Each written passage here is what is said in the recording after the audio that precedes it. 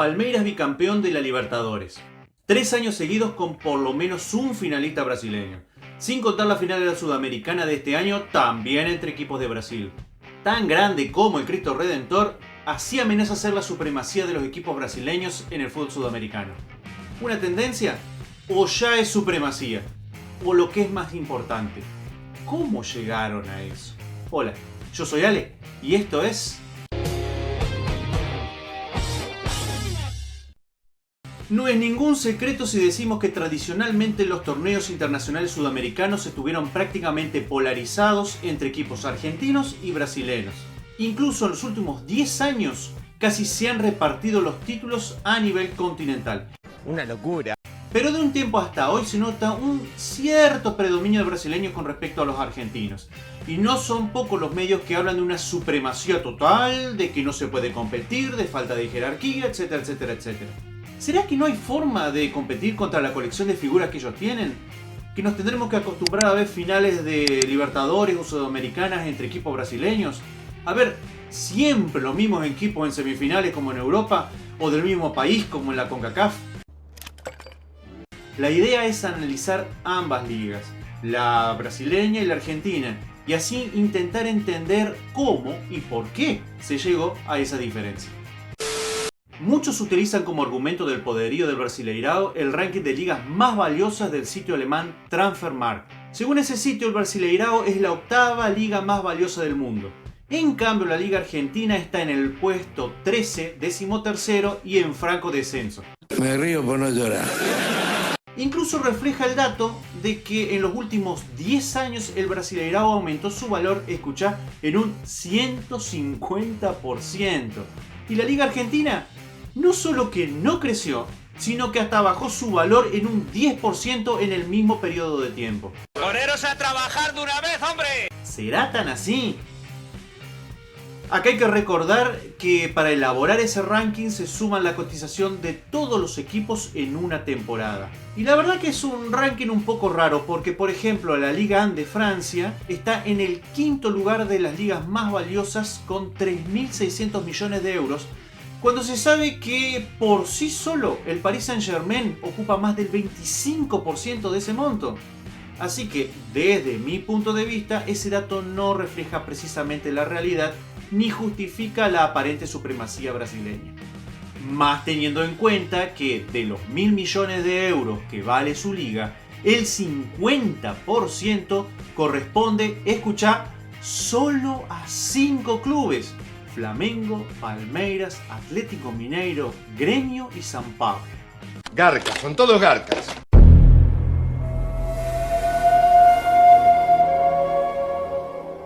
Ahora, lo interesante es saber cómo llegaron esos 5 equipos a semejante poderío dentro y fuera de las fronteras. Vamos a ver algunas situaciones o datos que nos van a permitir llegar, más allá de la estadística que no siempre refleja la realidad, a una idea mucho más clara.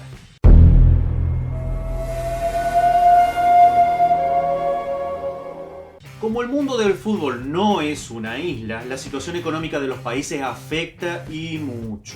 Afectan los contratos y salarios de los jugadores, en cuánto se va a invertir en refuerzos, en infraestructura, etcétera, etcétera, etcétera.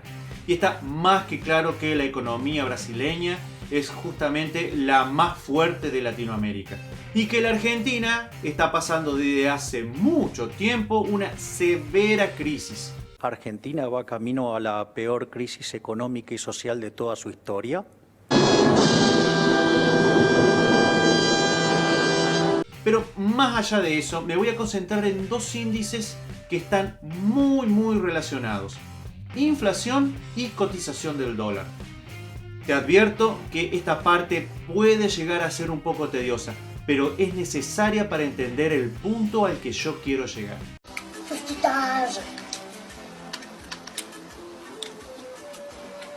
La inflación es el aumento continuo de bienes y servicios. Al momento de este video, la inflación en Brasil es de casi el 8% anual, mientras que en la Argentina ronda el 52%. ¿En qué afecta eso? Devaluación, es decir, pérdida constante del poder adquisitivo del dinero. ¿Lo querés más claro?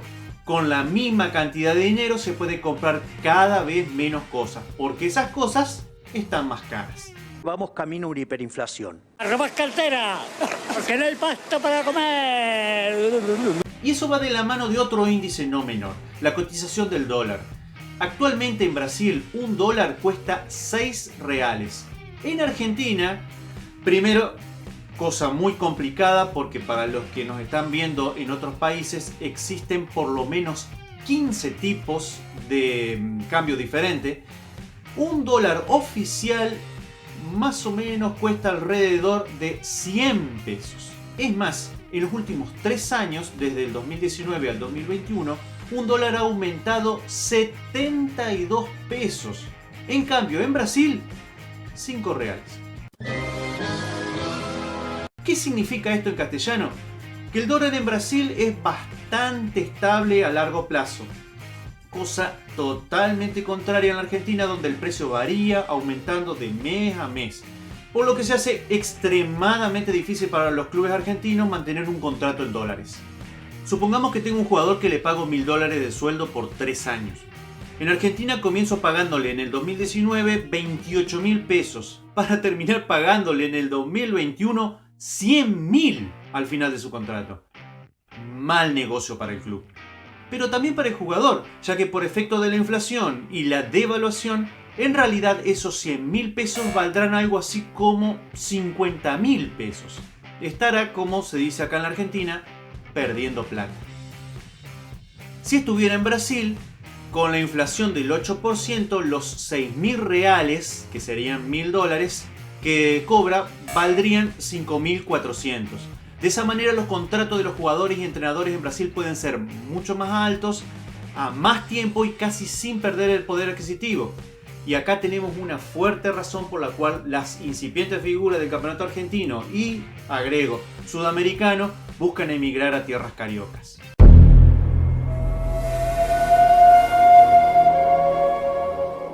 Todos los clubes, sean sociedades anónimas o asociaciones civiles, tienen más o menos las mismas formas de ganar dinero. Venta de los derechos federativos de los jugadores, premios de competiciones que otorgan las ligas, derechos de televisión, inversores y publicidad, cuota de socio, venta de entradas y abonos y merchandising. Concentrémonos en los primeros 3. En esto también se ve una gran diferencia, por lo que vamos por parte a ver si podemos llegar a descubrir algún que otro secretito. En los últimos años los equipos brasileños han vendido a sus jugadores a equipos top de Europa y de segunda línea a un muy buen precio.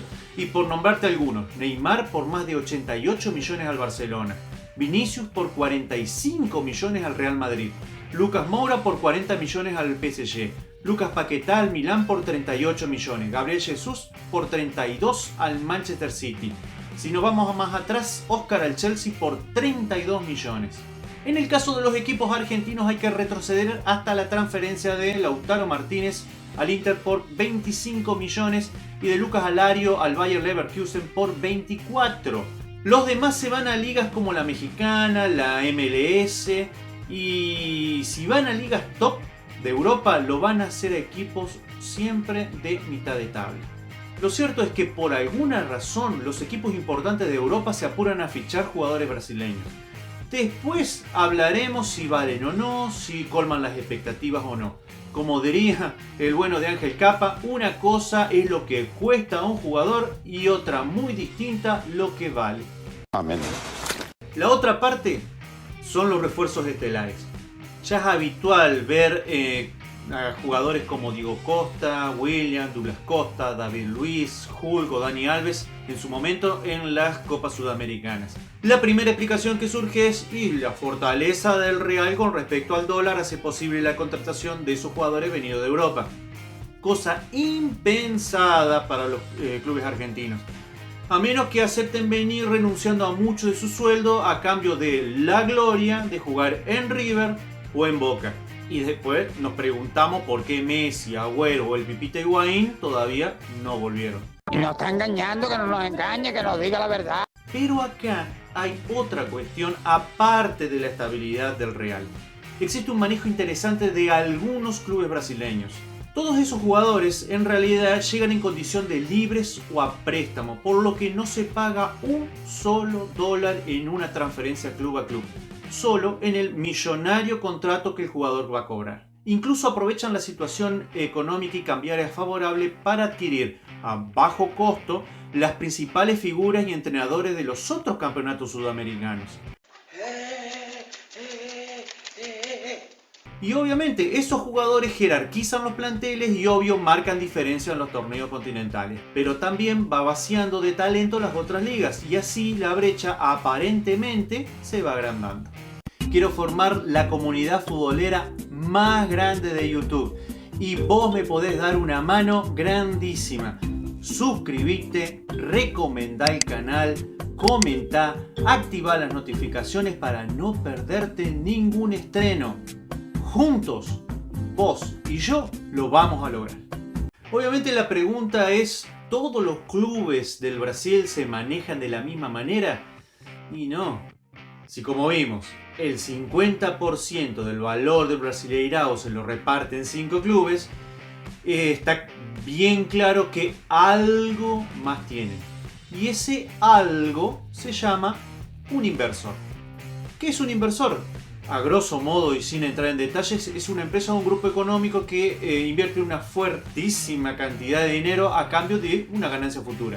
Ese dinero es usado por el club para reforzar el plantel, para infraestructura, para juveniles, etcétera, etcétera, etcétera. Y ese es el caso, por ejemplo, de Palmeiras y de Atlético Mineiro. En Argentina las experiencias de inversores realmente no fueron muy felices. Caso, por ejemplo, Tinelli en San Lorenzo. Muchos de los clubes terminaron con grandes deudas o al borde de la desaparición. Una de las poquísimas experiencias positivas fue la de Mauricio Macri en el Boca del 98 al 2003. Sí, porque en realidad eso fue una inversión. Pero atenti, la existencia de inversores es un paso previo a que los clubes se conviertan en sociedades anónimas deportivas como por ejemplo el Manchester City, el Paris Saint-Germain, etcétera, etcétera, etcétera. Explicar lo que es una sociedad anónima deportiva merece un video solamente para eso.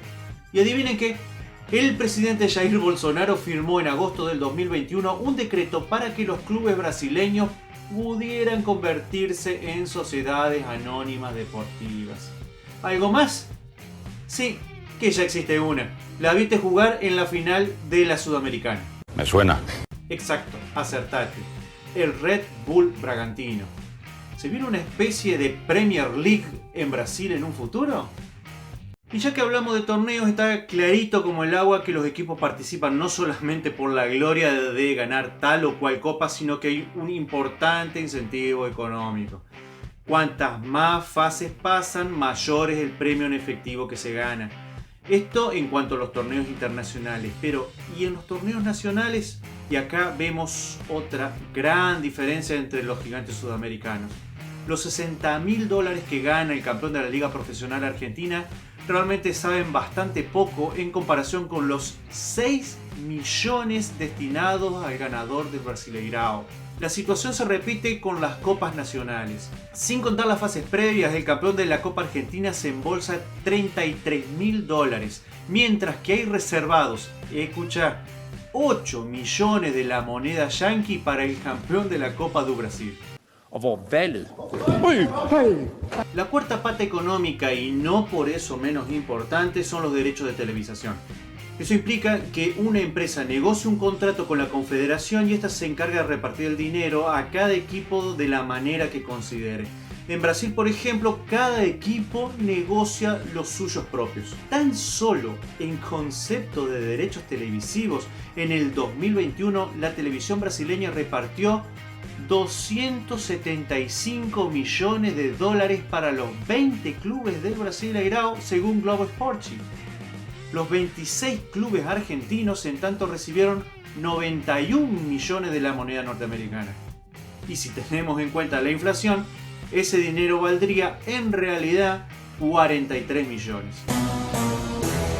Claro está que los que más recibieron fueron River y Boca. Al contacto.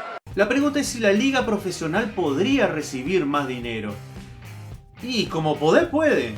El problema es que yo no creo que lo reciba por dos razones. Uno, una cuestión de población. Está claro que a mayor cantidad de habitantes, mayor cantidad de potenciales clientes de las empresas que compran los derechos televisivos. Y dos, la falta de figuras y nivel, elementos que hacen que el campeonato obviamente se cotice mucho más. Un peor producto es más difícil de vender al interior del país, pero también al exterior. Y eso me lleva al tercer punto.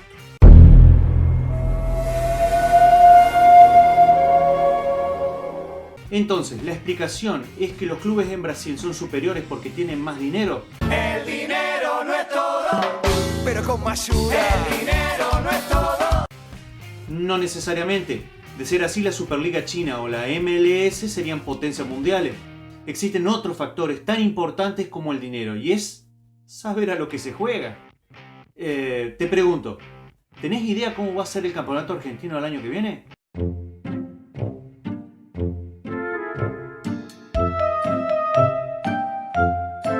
¿Ves? A eso me refiero. Tan importante como lo económico es un campeonato con un formato de disputa estable. Mientras el Brasileirao hace años se juega de la misma manera con 20 equipos todos contra todos en 2 vueltas y con descenso, Argentina va cambiando entre Liga y Copa, por zonas a una rueda, con 26 equipos que pronto van a ser 28, que fueron 30 y que empezarán a bajar de manera progresiva. A veces con descenso y otras veces no. Eso ya es demasiado para mi cabeza. Otro problema no menor, para mí por lo menos, son las fechas. Las copas internacionales comienzan en febrero y marzo. Para esa fecha, los equipos argentinos están o saliendo de una exigente pretemporada, o en formación o jugando las primeras fechas del torneo local. En cambio, los brasileños ya vienen jugando los estaduales, que son campeonatos organizados por los estados, algo así como las provincias brasileñas. Por ejemplo, Palmeiras, San Pablo, Corinthians y Santos juegan el estadual paulista. Mientras que al mismo tiempo Flamengo, Botafogo, Vasco da Gama, Fluminense lo hacen en el Carioca. Inter y Gremio en el Gaúcho, etcétera, etcétera, etcétera. Es decir, los equipos que casi siempre juegan la Libertadores, cuando empieza el torneo, ya vienen con por lo menos un mes de rodaje. La decepción, la traición, amigo. Y vamos ya mismo, sin demora, al resumen. Desde los medios de comunicación han instalado la imposibilidad de competir contra los equipos brasileños porque cuentan con muchísimo más dinero y figuras. Y esto es cierto en parte. Vimos que solo 5 clubes son los que en el vecino país pueden darse el lujo de traer esas figuras de Europa. Por lo menos por ahora. Entonces, ¿significa que estamos condenados a ver finales de Libertadores y Sudamericanas entre equipos de Brasil? No necesariamente. Una lógica en el fútbol es que no siempre el más poderoso con el plantel más valioso gana. Y sino que lo diga el Flamengo.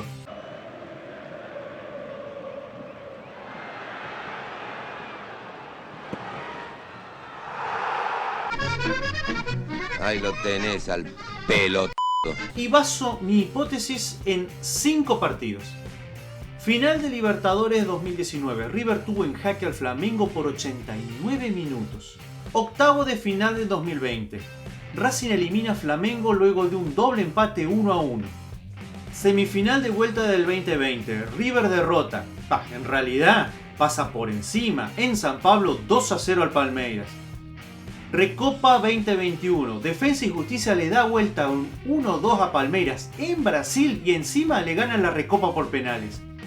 Copa Libertadores 2021. Boca Juniors complicó muchísimo la clasificación del Atlético Mineiro y lo hubiera eliminado de no mediar el VAR. ¡No contaban con mi astucia! La clave está, a mi criterio, en la manera en que se le juega a esos equipos. ¿Alguien me puede asegurar realmente que el River campeón del torneo argentino 2021, ya sólido y con ritmo, hubiera perdido con el Atlético Mineiro? Planteos inteligentes sumado a una reestructuración, esta vez en serio, del torneo en cuanto a fechas y formatos, y tal vez un sistema de inversión controlado volvería más competitivo a los equipos argentinos, subsanando en parte y por ahora las grandísimas diferencias económicas entre unos y otros. Ahora te toca a vos. Déjame en los comentarios qué pensás. ¿Crees que las diferencias ya son insalvables como dicen los medios de comunicación? que los equipos argentinos o de otros lugares de Sudamérica ya no pueden competir contra los brasileños, que la Conmebol va rumbo a convertirse en una especie de CONCACAF donde hay supremacía total de los equipos mexicanos. Anímate, te leo en los comentarios. Me estoy despidiendo. Hasta el próximo video. Chao.